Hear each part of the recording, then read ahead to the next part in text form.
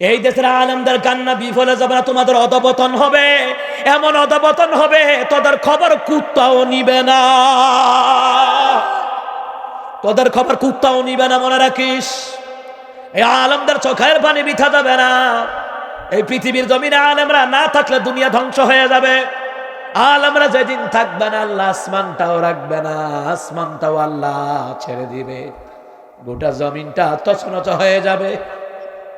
ও মুসলমান ইমানদাররা, এই ব্যবসা পরিমাণে হাতের মধ্যে কোনো হাত করা নাই। এটা আকাম কুকাম কইরা বিয়ের আগে বাচ্চা, বিয়ের আগে বাচ্চা, এরপরে গায়ে হলুদের ভরে বিয়া। কথা গণ না কেন? কোন সাংবাদিক যারও সন্তানের বাচ্চারা একটাও জিজ্ঞাসা করে নাই যে এটা কোন বেটার বাচ্চা, তুই অনেক বেটার লোকে তাহস রাইতে, এটা কোন বেটার বাচ্চা জিগা নাই। আর মামুনুল হক সাহেব বিয়ে করে রিসুটে গেছে বউনিয়া, হ্যাঁ বেটারা জিগা কাবিন নামা কই, কাবিন নামা তোর বাজানের বাইত। হ্যাঁ মুসলমান ইমানদাররা বিয়ে করছে বউনিয়া ঘুরবে, তোর সমস্যা কি? ও হলো সাংবাদিকের জারদের বাচ্চারা, এই দেশের অসংখ্য নেতারা হোটেলে গিয়ে আকাম কুকাম করে পতিতায় অনেক জায়গায় ধরাও খাইছে, এদেরকে নিয়ে তো তোরা রিপোর্ট করস না। আর বেটা বিয়ে করছে তো বউ নিয়ে ঘুরবে, তোর সমস্যা কি? নবী কইছে স্ত্রী নিয়ে সফর করো, বাবাক নিয়ে সফর করো, সুবহানাল্লাহ কইতেন না? আবার কয় হুজুরে 2টা বিয়া করছে, 3টা করছে, 4টা করছে, তো তোর সমস্যা কিটা? আর বিয়ে করলে তো বাচ্চা হইব হালাল জাদা, আর বিয়ে ছাড়া বাচ্চা হইব ওটা হারাম জাদা। নবী আলাইহিস সালাম আরেকটা হাদিস বলেছেন, শুনুন।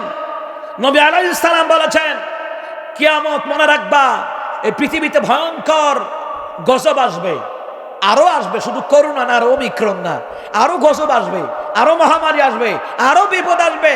তখনই বিপদ আসবে যখন যারো সন্তানের বাচ্চা বেড়ে যাবে একটার পর একটা, যারো সন্তান পয়দা হবে বেশি, যারো সন্তান।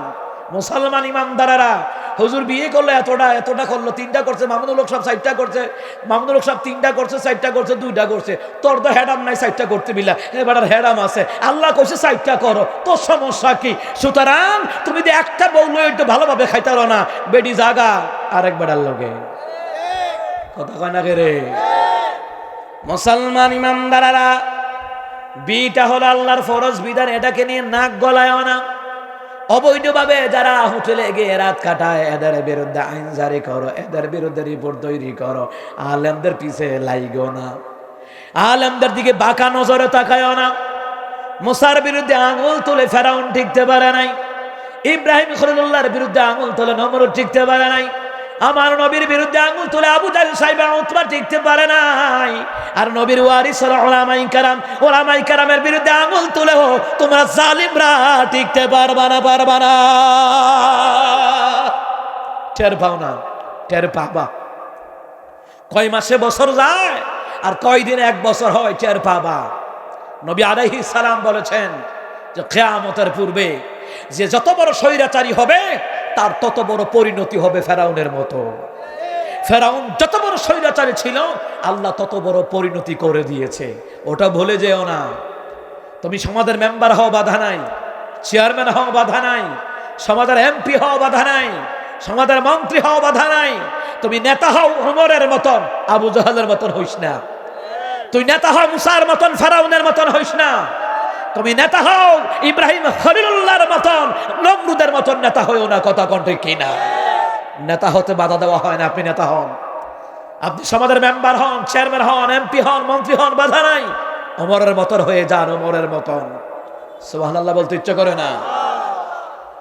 আমার প্রিয় বাবারা, ভাইয়েরা, ও মুসলমান ইমানদারেরা, এই মানব জাতির কল্যাণের জন্য যারা কাজ করে এরা হলো 1 নাম্বার উলামায়ে কেরাম, 2য় নাম্বার হলো ইসলামী আন্দোলনের কর্মীরা।